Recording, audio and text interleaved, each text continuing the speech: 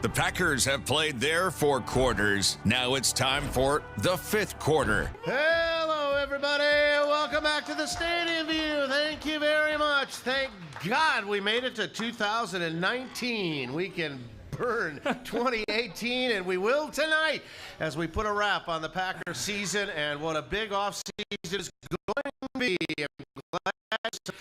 I'm glad we got the rest of my kit and caboodle to give away before we're done, so make sure you sign up for some door prizes. We'll have a lot of fun this evening, and we're going to visit with Wes Hodkiewicz, the lead staff writer for Packers.com. He'll try and put a spin from the inside on what the heck happened this year to the Green Bay Packers, alongside, as always, to help wade our way through the hour, Matt Z. Hello, Matt. Hello. Last show of your 39th season of the 5th quarter. And I was really hoping the Lions would make it 39. It was almost 39-0. Yes, it was. It could have been. In honor of you. 39 years of nothing on Monday nights, and that's why we're doing it on a Wednesday night. We're not going to talk a whole lot about that game on Sunday. It was compellingly bad. Awful. Compelling because I just could not believe it was the same bunch of guys. Granted, it was a ragtag bunch of guys for the most part, trying to finish the season after an inspirational performance against the Jets to give them their only road win. But I just looked again at the starting lineup. They had 5 preferred starters on offense on Sunday to finish that season. And let's see, Bakhtiari went out. Balaga, well, I think he finished, right? Rodgers did not. So, they were down to 3, okay? And on defense, they had 3 preferred starters in the lineup. Clay Matthews, Blake Martinez, and Tramon Williams. Okay, this was a preseason finale for the Green Bay Packers. And the Lions, who had nothing to play for as well, just they had several injuries they were dealing with as well. I agree. But they showed up. It was distressing, and it probably cost Gentleman Joe a chance to become the next head coach of the Packers, in my opinion. He's still going to get interviewed probably tomorrow, I believe. We'll run down all of that stuff going on with the coaching search as well. But, yeah, it was just I could take my eyes. It was a crash. It was a plane crash. It was a train wreck. It was all of it. You couldn't take your eyes off it. It was like turn 4 at Daytona, with 2 laps to go, and there's 10 cars involved. It's just, it was unbelievable. Didn't seem to be a lot of life, a lot of energy, a lot of excitement. Tramon Williams talked about that after the game as well. No one seemed to be fired up and into the game. And then when Rodgers goes down with the concussion, early into that game, it was like, all right, this thing could snowball in a pretty bad way here quickly. It did. 6-9-1. That's back-to-back losing seasons for the first time since 90 and 91. Missed the playoffs for the back-to-back years for the first time since the last year of Sherman, first year of McCarthy. Packer fans aren't used to this. I don't think they're going to stand for this. They certainly haven't. There's a lot of riled-up folks, and now pressure is on our 2 leadoff guests next summer, Mark Murphy and Brian Gutekunst, to get this thing right. So what we're going to do tonight is kind of go down a sentimental journey, really sentimental, for the 2018 season, and we'll throw in, obviously, all of the other things that are going on with the Packers right now. So instead of locker room quotes, you don't want to hear anybody grumbling about that Lion game. I thought we'd take my favorite soundbite from all 16 weeks as we work our way through the show, all right? You all set? I'm set. All right, here we go. We're going to start opening night. Remember how fun that was? Packers, Bears, Lambeau, 24-23. Yes, Khalil Mack arrives in Chicago, not in Green Bay, and the Bears go out and lead 20-0. Aaron Rodgers goes out and sprains his knee, which would bother him for the first, maybe, if not all of the season. But he would return to a roar from the crowd, and then he rallied the Packers with 3 fourth-quarter touchdown passes, including the 75-yarder to Randall Cobb with only 2:13 left. This is what we're paid to do. We're paid to deal with injuries and play through them. That's what everybody's doing and will be doing throughout this season. That's the measure of a teammate, is what are you willing to put on the line for your team. And to me, it's a no-brainer. Being out there is special. The ovation from the crowd lifts you up, gives you the energy, the momentum of the game, and you feel the tide turning. Is special. This is definitely go down as one of my favorite memories, especially in this rivalry. But we've had some fun ones.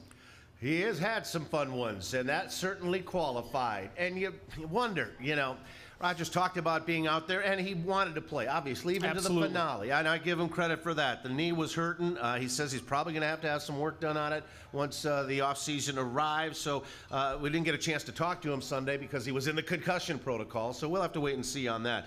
But it got the season off to a roaring start. That was an unbelievable night. You mentioned the concussion protocol. It was interesting how almost no one on the sidelines, except for Aaron Rodgers, knew what was going on. Like Joe Philbin talked about. I didn't know. Yeah, he talked to him. He ran 2 more series. I think it happened on the hit. Gerard Davis and the other guy that tore his helmet off, on the first series, second snap of the game. Then he went out for 2 more 3-and-outs, and then finally either exhibited some symptoms or said, I got a headache, and off he went. Taken to the hospital, actually, and then came back to the stadium at the end of the night, and that was the last we saw of Aaron Rodgers. But a 1-0 start for the Packers, beating the Bears, always a lot of fun, and it went to week 2 with the defending champion Minnesota Vikings coming to town. 29-29 tie in overtime. They blew a 20-7 lead. They were up 29-21 when Adam Thielen caught the 22-yarder on the rear with 31 seconds left. This after Jair Alexander's clinching interception was wiped out by the very questionable roughing the passer penalty on one Clay Matthews, his second in as many weeks. That's unbelievable. So, and the worst part is, we'll probably send it in. And you know what they're going to say? They're going to say, they'll find fault on me. Because they're going to agree with the refs. So, I don't know. It's a difficult call to call. And, you see how it changed the game. I know there's an emphasis on protecting quarterbacks, but it's gotten out of control here. I don't know what else to do. I don't know what else he could do other than do it again the following week. But that was a bogus call on Cousins. Oh, it absolutely was. But do you remember how that was the major storyline that dominated the national headlines? Yes, it was. And it was as we got from the pool reporter after the game, and I forget who the referee was. I'll look it up. But it was the lift and scoop thing and dropping your body weight on the quarterback. And it was because of all of the national coverage that they stopped calling a lot of that stuff because it was such bad press for the NFL and the refs that they started lightening up on those calls. How flag happy were referees this year, Z? Ed Hodkiewicz kid threw the most. Him and his crew. Record. There were 3,447 assessed penalties in 2018, an NFL record this year. It does sound high. And Sean Hodkiewicz, the son of guns, right, had his rookie crew assessed 253, which was another single crew record this year. Got to make a name for yourself. A lot of flags. And if the Packers go 2-0, I really think there's wind in their sails, and this is a completely different storyline we're talking about tonight. But they went on the road for the first time in week 3 to D.C. Redskins 31, Packers 17. They fell behind 28-10 at halftime. They committed, 11 penalties. Mike McCarthy watched a sloppy road opener. Well, we got work to do. Well, it's week 3. In tune with the patterns of everything that we do, football-wise. I would say that come the fourth quarter, overtime, and last week some of that carried over to the first half. But I thought guys did a good job of setting their jaw, and the defense gave us plenty of opportunities there in the second half. They did, but too much Alex Smith. Too much stupid penalties. Packers now the unenviable record of 1-1-1. Yeah. And we had the debate about whether ties should exist in this league. Well, yes. We differ on that. If you can't, I'm fine with ties. I really am. All right, so it's 1-1-1. Back home for the Buffalo Bills, and no one circles the wagons like the Green Bay Packers. They shut them out 22-0. Their first shutout in 8 years. They had 7 sacks, 3 takeaways. The offense put up 423 yards. But this is the game, ladies and gentlemen, where the divorce became public, as Aaron Rodgers openly critical of Mike McCarthy's game plan in a shutout win. Yeah, we were championship defensive level and non-playoff team offensive level today. That was not great by any stretch of the imagination. We need to find ways to get our playmakers in our position to get some more opportunities. A game like today, Devontae is a tough cover for anybody, but he should have 20 targets today. They really couldn't stop, and then they dared to play one high a few times. So we got to find ways to get him involved and Jimmy as well. Call the lawyers. The differences are irreconcilable, ladies and gentlemen, after that comment from Aaron Rodgers. Yeah, I mean, for this season, that is sort of was the jumping off point. And this is for a team that was still 2-1-1, okay? A shutout victory, and he peed all over it. And his head coach. Remarkable. I don't think the two got along very well the rest of the way, as it turned out. Certainly didn't seem like it. It would last only a few more weeks. That's quarter number 1 of the 2018 season. We'll continue our little trip through the campaign as we work our way through the evening tonight, and I think you'll enjoy it. And we'll talk about much more, about the coaching search, the schedule next year, the draft, all of that still to come. We're live from the Stadium View on Holmgren Way. It's been a great host for year number 39. Hope to be back next year. Love it here. The gang is great. Treat us great. And we are, of course, live in Sheboygan and Wausau. Thanks for listening. Worldwide on the web streaming tonight. And from the View, we got to break the set right away for tonight. Get your cards ready again. It's Singo, baby. It's right after us, right? Singo is every Wednesday, including tonight from 6 to 9. It's like bingo, but with music. Yes. Chances to win great prizes, including cash. Who doesn't need a little bit extra cash after the holidays? Double Bubble Monday to Thursday, 10 a to 7 p. And DJ Trivia every Thursday, 5:30 to 6:30. Be here before all the GB Phoenix games over at the they're coming back home this week. Tomorrow night and Saturday. Just was out at their practice today. Since I had nothing else to do on a Wednesday, thought I'd go watch a little basketball today. Come party here for college basketball. When we come back, more on how this one got away and what's in store for the Pack. Wes Hodkiewicz is coming up next. You are listening to the 5th quarter, live from the Stadium View, back after this timeout. Live from the Stadium View Bar and Grill, here are Mark Daniels and Matt Z. All right, welcome back, everybody. Appreciate it on our season finale tonight, wrapping it up. Matt Z alongside. A pleasure to welcome on board. He's a guy that's come in, I think, at least once the last couple of years. Usually about once a year you call me. Usually when a Bashad Breeland tells me at 4 o'clock on Monday he's got something else to do. And so I give you a call, and with everybody scattering, and boy, those guys scattered on Monday after our they clean out the locker room 9 o'clock Monday morning. Joe Philbin had his final press conference and exit interviews, physicals. Poof. Not many really love living here, to tell you the truth. And I understand why. Yeah, it's 18 degrees out. Yes, so. True. And we got another dusting today. Ladies and gentlemen, staff writer for Packers.com, Wes Hodkiewicz, joining us again on the 5th quarter. Hello, Wesley. Hello, sir. Thanks for having me back. I think this is year 4 in a row. I think I've made at least one appearance. Be. All right. Yeah. You are a vested veteran now. Happy to be here. So, let's start with Via Bella Pace. Hey, I told you. So, Mark Daniels wanted a restaurant. And we're in New York City. He wanted some place to eat. And I was like, well, actually, Pete Doherty was the one that said, we know a place. So we know a place. Best Italian food in New York. And I think we had a good time that night. That was fun. Gio, the owner. Giovanni. I will not try to pronounce his last name. I'll fail miserably. I couldn't either. Yeah. But it was actually a few years back, a friend of mine suggested it, and now every time we're in New York, that's our spot. Oh, my God, that was fun. It was fun. Next year, we're back there, Mark. I know. I saw that. We will be back. Have to check that out. Anyway, that was a blast. Wes, trying to put a smile on our face after, a lot of frowns this season. What happened? Yeah, it's really difficult because, this whole week, and I'm sure you're going through the same process, you try to contextualize a season and understand exactly why things played out the way they did. I will tell you this, though. If you would have told me as many individual things would have went right for the Packers as they did, Devontae Adams pressing for the franchise record in receptions, Aaron Jones breaking out again, making that next step, defensively getting Kenny Clark playing the way he did, and Jair Alexander becoming a shutdown corner, I would have thought things would have went better than 6-9-1. But certainly it's not an individual game, it's a team game, and I think when you look at the whole for the Packers, a few too many injuries, a few too much inconsistency, and the season is what it is. The Rodgers-McCarthy tenure fractured. Yeah. To the point where Mark Murphy made the move. Yeah, and it was funny. When that originally happened, I think it was, December 2nd, right? Moments after the game, they make the decision to part ways with Mike McCarthy. I originally had some mixed emotions about it because I just thought when you have a coach that is around that long, you might want to just let him go the distance and finish the thing out and keep his nose, try to let him end it on a high note. But looking back on it now, I think it made sense. The Packers, I think, knew what the direction things were going and where they wanted to take things.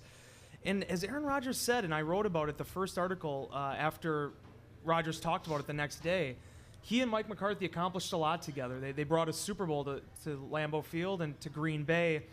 But in the end, you don't see partnerships a lot like that. 12, 13 years, it doesn't happen. So now this is the next step. The Packers have to go find their guy. And, Aaron Rodgers looking to chase down that second Lombardi in 2019. All right. Wes, which player surprised you the most in a good way this season? I think it has to be Kenny Clark.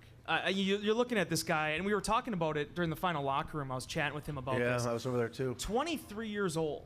And to look at what he's accomplished in those 3 seasons, he's still the youngest defensive lineman in that room. It's pretty incredible. I mean, Tyler Lancaster kind of came on the scene late in the season, an undrafted free agent, is older than Kenny Clark. And for Clark to come out, and you're seeing the nose tackle position change now in the NFL. It's not just about being the Ryan Pickett, two-gapping, run-stopping guy. You got to be able to press the pocket too. And I think, as whether or not it's Mike Pettin or the direction the defense goes in 2019, you have something in Kenny Clark to build upon. It's just unfortunate it had to end with him going on IR with the elbow injury. Yeah, and it's going to cost him probably a trip to the Pro Bowl. His first alternate. I knew he's going to get a call. Somebody's going to beg out of it. And, he said, I just don't think I'm going to be able to go, which is too bad. Yeah, it is. Yeah, it's unfortunate. But 55 tackles, 6 sacks. You asked that question, who was the biggest surprise? I think everyone expected him to take a jump. I thought he made a quantum leap in year 3. Which player was the biggest disappointment this season? Oh, that's a tough one. I mean, you know what? I guess I don't know if it's disappointment's the right word, but I was lamenting with my colleague Mike Spofford on one of the shows that we do, Packers Unscripted. I really wanted to see that whole defensive line group together. I wanted to see Muhammad Wilkerson and Mike Daniels and Kenny Clark, what that unit could do. Yeah, I think that'd be a good group. All offseason, you and I saw it, Mark. I mean, they were building so many things. We saw the surface level of what they were going to do with that front. They had so many different ways that they were using Muhammad Wilkerson and in kind of hybrid packages and as an outside linebacker, edge rushing type, and then being able to move him around. I might not be answering your question, but I really felt like that was going to be something that was going to be exciting to watch and see how that developed. And unfortunately, as we saw at the end of the year, it ends up being, Dean Lowry and a bunch of young guys having to fill out what originally on paper looked like the strongest position on the roster. He's the future Fadal Brown. I might go Jimmy Graham.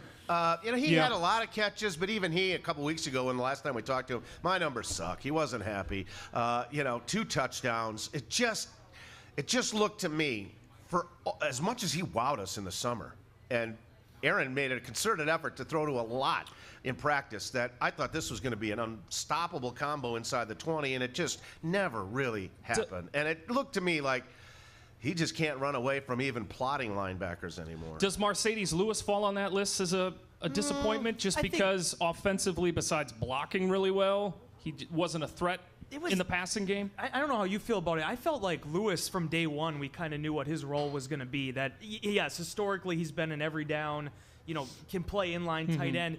But they were pretty far up front right away with labeling him with the run blocking aspect and the blocking tight end aspect. I'll admit to you, if you would have told me he would have finished the year with whatever it was, 3 catches maybe, that would have surprised me. But I think it was pretty well defined the way in which they were going to use him and what his role was going to be. All right. So besides Kenny Clark, which you mentioned, that made the quantum leap from last year to this year, what other player sticks out to you that made a big jump from last year to this year? I mean, you have to say Kyler Fackrell. I mean, you and I, we so many times. I mean, you follow the fan base and where the temperament was. People were sort of losing their temper a little bit. We're getting sort of short, and we're wondering, okay, when is this guy going to turn it on? That's because everybody constantly wrote about his one-on-one pass blocking record in training camp. He was just never beating anybody, and all of a sudden he leads the team with 10.5 sacks. It is funny when you go back, though, and you think about, I think it was, the first or second practice when he beat David Bakhtiari? Yeah. And everybody wrote about it immediately.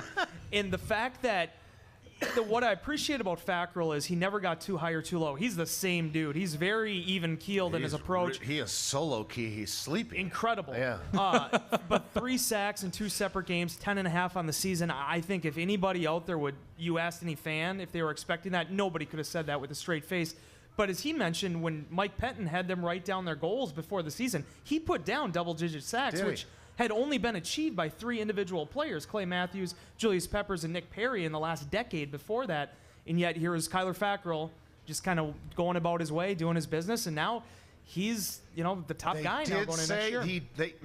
He got stronger. Absolutely. He got a little bigger, and the production finally came. Granted, a majority of it in a couple of games. Let's go back to a few of the games. We're in quarter number 2 of this 2018 season, and the Packers 2-1-1 go to Detroit to take on the Lions at Ford Field. 31-23 to final. It was 24-zip first half. And it was Mason Crosby's nightmare. He missed 4 field goals and an extra point that day. Honestly, it just felt good in pregame. My warm-up was excellent, so just couldn't find the lines today. I just kept adjusting, and it just didn't. It wasn't going in. So disappointing, obviously being inside. I'm gonna roll through these. How I've been hitting the ball. That's for me. That just feels like one of those days because I feel extremely good this year with how I'm striking it. So we'll get back to work and make sure it doesn't happen again. Well, it did happen the next week for he hit a walk-off as the Packers beat the 49ers on a Monday night, 33-30. They avoid a shocking upset, scoring 10 in the final 2 minutes. Mason's game winner, Davante Adams, a huge night, 10 for $132 and 2, and he's on his way. But he said that was a lot tougher than it should have been. We got out to a quick start, and then we got stagnant for a minute, and that was definitely frustrating. But that's part of football. It's not always. Those guys get paid too, so it's not always going to be smooth. But you gotta figure it out and get through it and win the game, and that's what we did. Yeah, that's what they did, right to the end. And then the road shows started coming fast and furious. 4 road trips in the next 5 weeks, beginning with a trip to Los Angeles. That was one of my favorite trips, just because the weather was beautiful. Yeah, it was amazing. It was great at the Coliseum, even though we sat in in a trailers. Trailer that they'd set up. Yeah, I've never been a part of anything like that. The little lunch boxes, the Keurig machine. Press box is under renovation at the Coliseum, but I got to cover a game at the Coliseum, so at least I got that off the bucket it's been list. a while. It's been 30 years since I had, but it was portable trailers were the press box. It was crazy. But anyway, so was the game. Packers, they went toe-to-toe with the undefeated Rams, but fall 29-27. MVS, a 40-yard touchdown for a 27-26 lead in the fourth. Rams get a field goal with 2:05 left, and then Ty Montgomery fumbles the kickoff. Mike McCarthy's offense never got it back. When you look at this, last situation, obviously the plan there is to stay in the end zone. 2 minute. We actually talked about it as a team. It's clearly probably the best situation that both sides of the ball handle right now. That's what those games come down to. There's their decisions, and then Ty's in that decision situation, and I'm sure Ty was trying to make a play. I'm sure he was, but he didn't. No, that was an unfortunate ending to that too, because insubordination. There's a term I always use when you cover games like that. The result didn't fit the narrative. You're right. The narrative of that game should have been the Packers stood toe to toe. Hell of a game. That was a great game with the Rams, and the way it ended. You would have just rather preferred them just get blown out. And then you were in the locker room the next day when Ty met the media for the last time as a Packer, right before he got jettisoned to Baltimore, and he was very defiant, indignant. Says, I can't trust anybody in the locker room anymore. Yeah, it was a tough separation. And one I honestly didn't quite see coming before that. Certainly, they'd kind of made their move. It was going to be Jamal Williams, and then as soon as Aaron Jones got back from suspension, that was just the one off too. Suspension, really. But yeah, at that point, it became obvious that probably it was the best in both parties' case to move on, and the Packers got a draft pick out of it. Yeah, so I suppose. All right, one more to go before they reach the halfway point, and that was another road trip to Foxborough against Matt Z's Pats. Patriots 31, Packers 17, but this was tied at 17 early in the fourth. Packers were driving, and Aaron Jones coughed it up, and the Pats tacked on a pair of touchdowns. The horrible game that in that situation, that moment, and you fumble. It's tough. I don't know what else to say other than it's my mistake and I'll correct it. Yeah, he'll have to. Well, he did correct it. He did. Yeah, that was his only fumble, right? I believe. On the season. Yeah. That was his first of his NFL career. I think he had gone, was it 140 touches, something like that, until he had unfortunately bad timing. So now it's starting to wear on this team. Right. Battling good Team Z, losing on the road. Wes, it just looked like all of a sudden they're really starting to scramble because now injuries are starting to pile up too. Yeah, I think that Rams game was really the turning point. I still to this day wonder if they can get that win. Now, as it turned out, LA did have some warts that kind of got exposed in the games and weeks after that. But at that point, they sort of looked like Ivan Drago, and that nobody was really able to stand up to them. The Packers did, and I thought Aaron Rodgers, that offense, they weren't perfect, but they moved the ball. The defense was able to control Todd Gurley for the first 3 quarters, and once he got to that 4th quarter, things just got away from him. I think that kind of was the domino effect that you saw affect them after that. And that's what you saw really in those first 4 to 8 games with the defense was they couldn't go that full 60 minutes. You know, they'd play a really good half and a really bad half, or really good 3 quarters and just couldn't close things out. It took them a while, and you could argue maybe never really figured it out how to just close out games, except, you know, for like the Bills in those first 8 games. Yeah, that's against a bad quarterback and a bad offense. Yeah. It is weird. You've covered enough of these years. I mean, you look at 2011, where the Packers were dead last in total defense, but they led the league in interceptions. This year, they're a little bit more towards the top of the pack, but the takeaways just didn't quite find them. 7 picks. Yeah. I looked it up, Wes. I couldn't find a team with fewer since they kept stats in the media guide in 1940. Yeah, it just fewest number of interceptions all time. This is a team that continually led the league, as many as 31 in 2011. And in today's NFL, with such high-powered offenses, you need takeaways because it's hard to go a full 4 quarters and stop teams over and over. You need those opportune turnovers. All right, we got to take another break. When we come back, yes, the coaching search is on. The candidate lists is set, and the interviews are coming fast and furious. We'll talk about that with Wes Hodkiewicz of Packers.com when we return to the 5th quarter at the Stadium View right after this. All right, welcome back. We only got a half hour of the season left to go, and we've got half a season to cover with Wes Hodkiewicz. I'm Mark Daniels along with Matt Z. And into the 3rd quarter of the season we go. The Packers finally come back home to take on the Miami Dolphins, and they win 31-12. But this was just 14-12 in the 3rd quarter. Packers scored twice in less than 2 minutes. TD sandwiched around, hey, a Bashaud Breeland big interception. It felt great.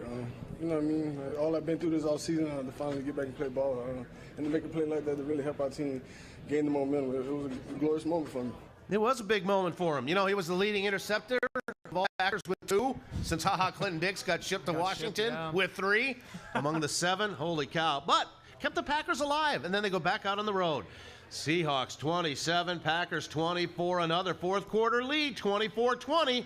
But Seattle goes 75 yards in 7 snaps. Packers get it back, but they punt on 4th and 2 and never get it back. Tramon Williams on more injuries and more road woes. Yeah, it's tough, man. Guys are going down. It's the nature of the game.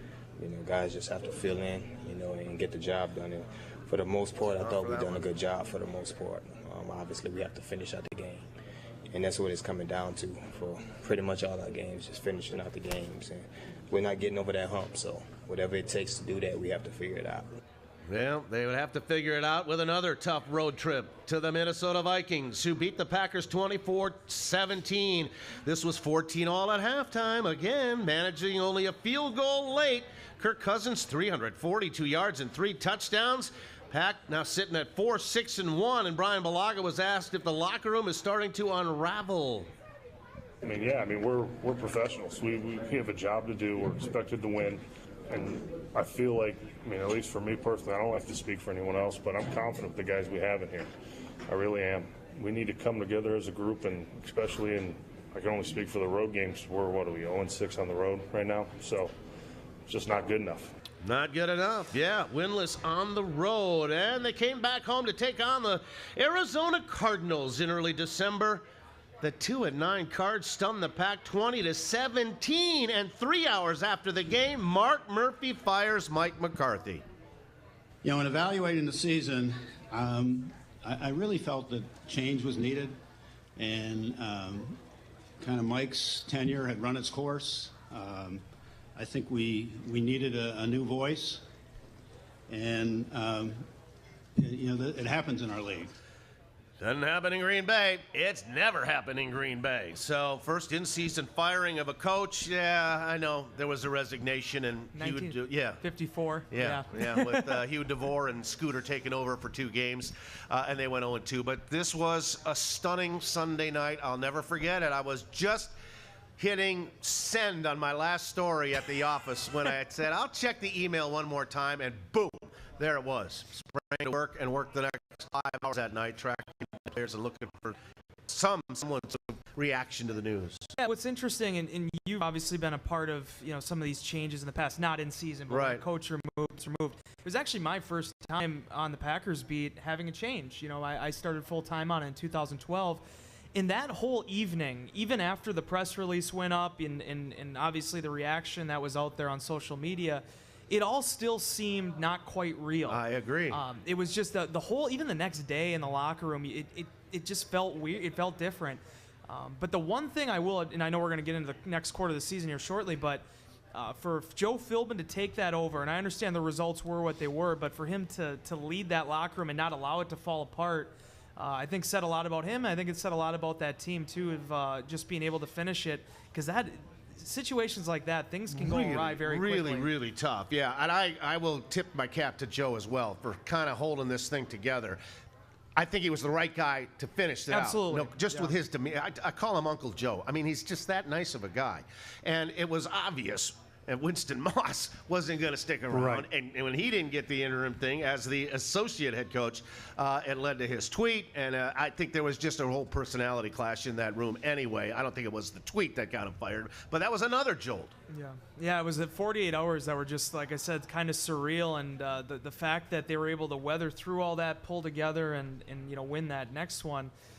It's interesting. It's just interesting how this league works. And certainly there's a premium on winning, and winning is not easy.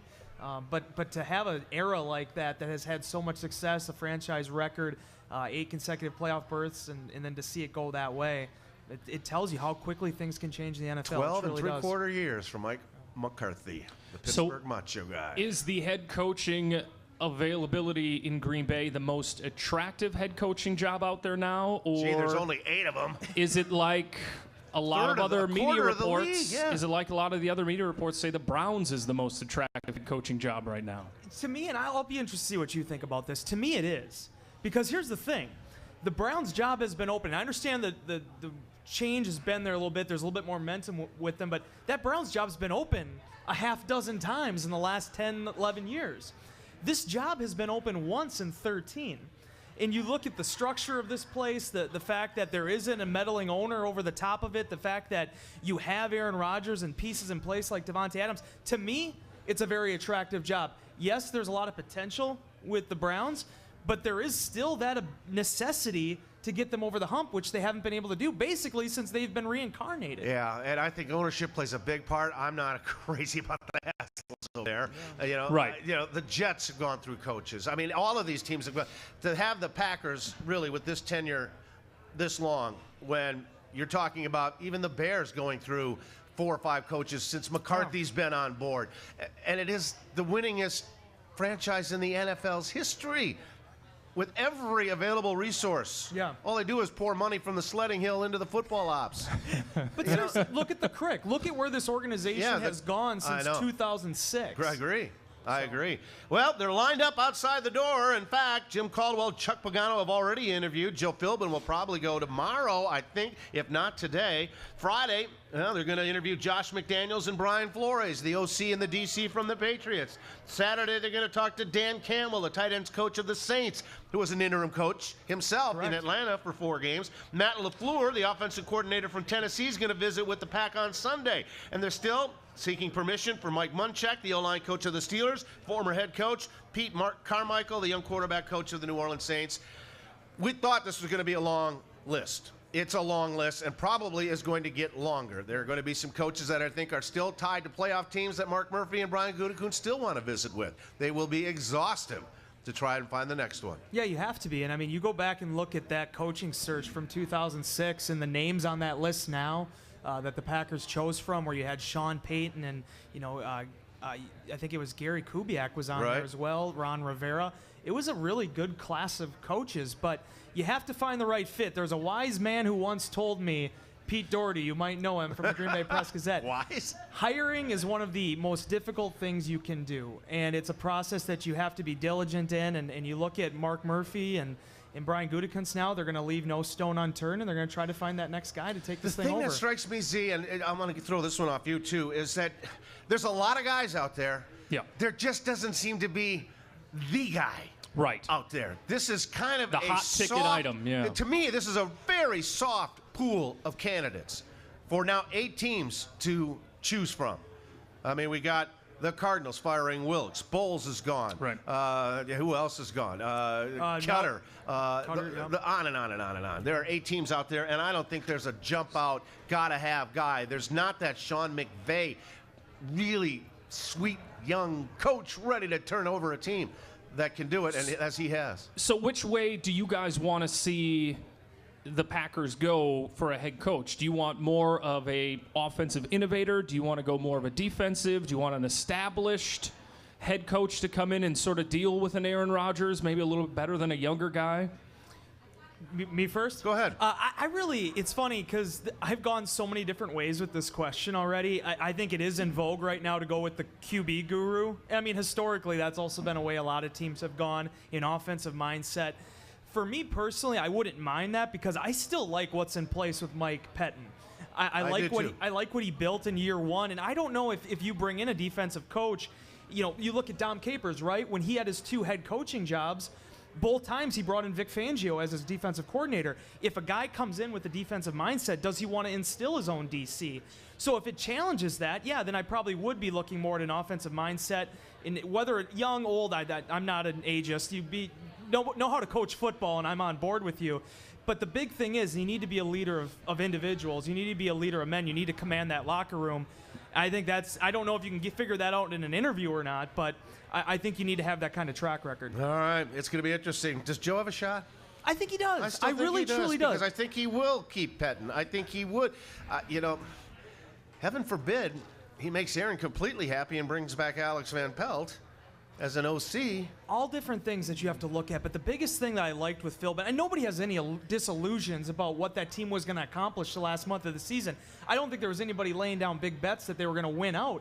But the fact is that they were able to keep that together. You didn't see players bickering on the sidelines like you saw in some of these other locations the last couple weeks. I.e. Thielen Cousins. I mean, he was able to command that locker room. Now, they got to figure out who's the best guy. Philbin said it himself on Monday. He wants the best guy in place for the Green Bay Packers. That process will determine if he's the guy. If 4 games is it, he said, that's it. We're not quite done yet. We're going to finish up the final quarter of the season. We're going to talk about next year's schedule, free agents to be. It's going to be a busy offseason for the Pack. Wes Hodkiewicz, our guest. More of the 5th quarter live from the Stadium View right after this timeout. All right, welcome back, everybody. Make sure you get signed up. We got a lot of stuff to give away. Our friends from Robinson's have the Packers Pro Shop gift card to give away and a whole bunch more, so make sure you sign up. All right, to the interim month we finish, right, under Joe Philbin. Packers' first game under Joe, a 34-20 win over the Atlanta Falcons. They dominated, led 34-7 after 3, and win 1 for the Philber. Obviously, as I told the team, I'm really proud of the way the team responded this week, and their preparation I thought was excellent.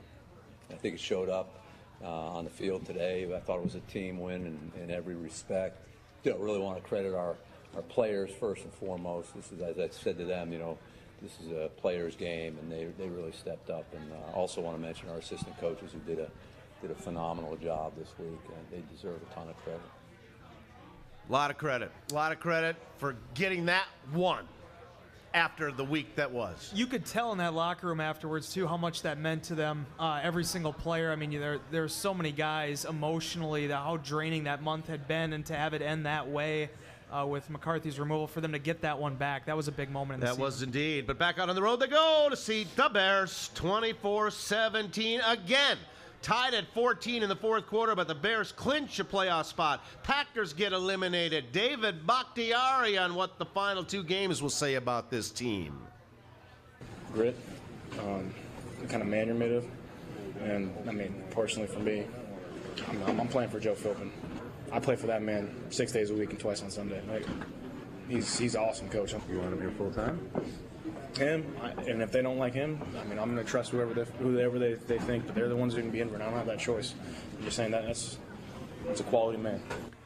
One of the first to really come out in support of Joe Philbin. Rodgers did it, said, I love playing for Joe. Devontae Adams says, we got to stop the search right there. They really liked working under this guy. I think what said a lot, too, is that Devontae Adams wasn't here in 2011. David Bakhtiari wasn't here in 2011 when the last time Philbin had been a coach. Well, Rodgers and Crosby, I think, were the only two, probably. Yeah, there was only Clay Matthews, maybe. a couple. But, I mean, the fact that he was able to really get on the level with this new roster, I think, said a lot about him. Yeah, indeed. All right, 2 to go.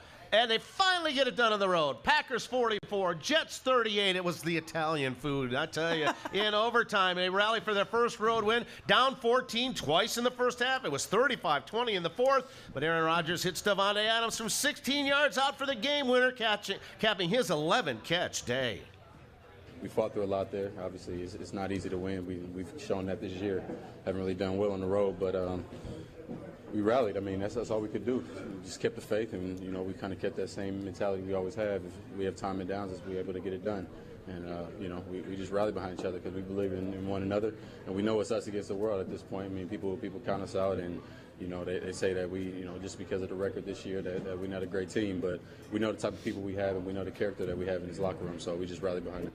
Unfortunately, Wes, his last catch of the year. Yeah, I never saw that one coming, right? That I mean, stinks. The entire narrative, even when you talked to him in the locker room on Wednesday, he sounded somewhat optimistic about going out there and playing. He said he got hurt on his second catch that game and played the rest of the way. The entire way. And I didn't, honestly, maybe you caught it. I didn't really notice, like, him. He did mention afterwards it stiffened up, on the plane going home and everything. But we saw him running around a little bit of practice. Yeah, I didn't see him looking too hobbled. Sterling and Jordy's records intact. One more to go. One more to go, and that was last Sunday. And the only soundbite from that disaster, 31-0 Lions. A humiliating finale at home left Jamal Williams embarrassed. I can't speak for all my teammates, but for me, this got I can't even say it. It got my blood boiling. There you go. I'm just hot.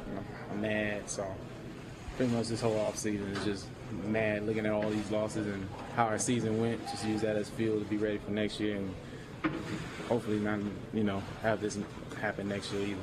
It better not happen next year. Blood boiling for J-Dub. Yeah, I saw that too. 4 consecutive losses to the Lions. That was the first time since '83 that's happened. Well, it took them 20 years to win here at all. Yeah. At all. 6-9-1 is how they finished. So they picked 12th in the draft in round 1.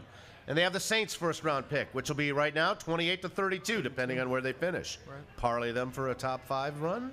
Potentially. I mean, that's the fun you can have now when you have that extra pick in your pocket. They got their own picks in rounds 2 and 3. Round 4, their own plus Clinton Dix, 4th rounder from the Redskins. Their own pick in round 5. They get 2 in round 6, plus Seattle's Brett Hundley trade, and a pick in round 7.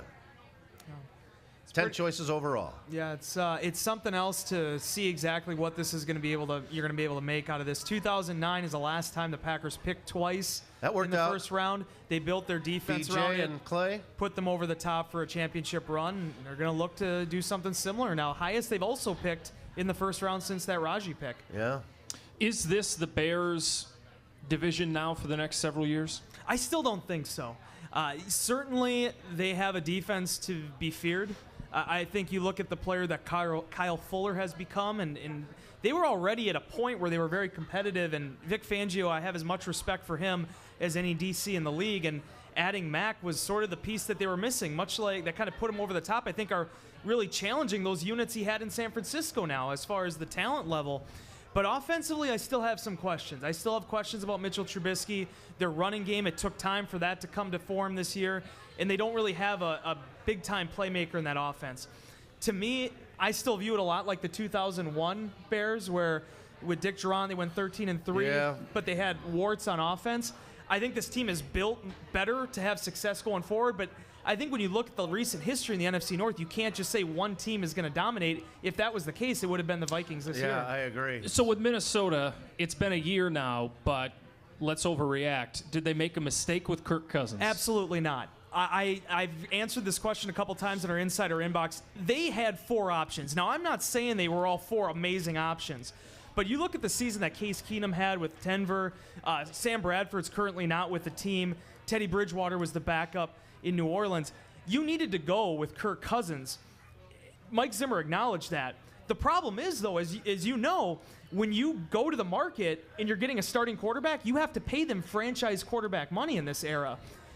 I think the problem for them was that they just turned over the ball too much this season. Case Keenum did a better job of being a game manager, but I don't know if you'd want to hitch your wagon to him either long term. He's 4-25 against teams with winning records in his career. It's pretty nuts. Nuts. Packers next year, aside from the division games, will host the Eagles, Redskins, Panthers, Broncos, and Raiders.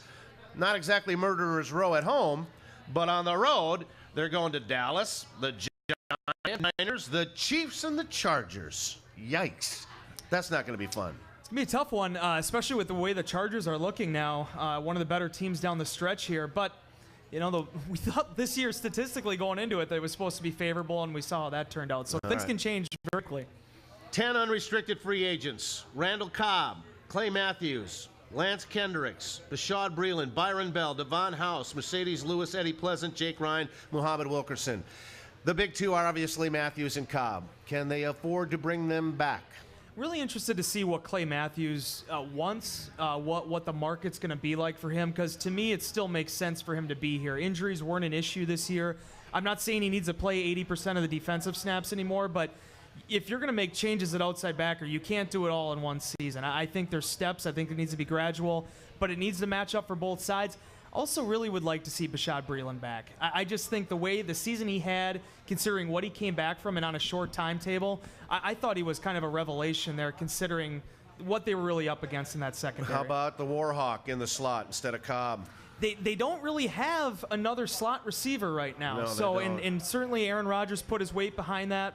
We're going to have to wait and see. He's had a great career. We're better with Cobb, and they probably were a little bit better, but I think they might be able to do a little bit better, considering he played 9 out of the 16 again this year. And it was such a good start, too. I know, with a bang. But, yeah, finished with a no kidding. Wes, it was blast. Thanks for coming over tonight. Thanks for having me, sir. Have an enjoyable offseason. It won't last long. I'll see you as soon as they hire somebody. You as well, All sir. right, when we come back, we'll wrap up another year. Don't go away. Fifth quarter finishes up right after this. Here are Mark Daniels and Matt Z. All right, welcome back. Only got just a couple of seconds, and I want to say some thank yous to the Stadium View. Jerry, we miss you tremendously. Thanks for having us again for another season. Robinson boys, God love you. You guys are just fantastic to us. For all of you folks that have come here week in and week out, couldn't do it without you. Appreciate your support for the show. Z, you're not a bad co-host. You're all right, man. No, thank you, sir. I want to thank all the players, writers, everybody else that came on board as guests this season. And Lordy, it's going to be 40 next year. Let's do it again. We're sending somebody to the Packer Pro Shop from our friends at Robinson's. Who's going? John Owen. John, you're our last big winner tonight, but not the only one. We got a lot more to give away when we're off the air. Thank you. God love you, everybody. We'll see you next season.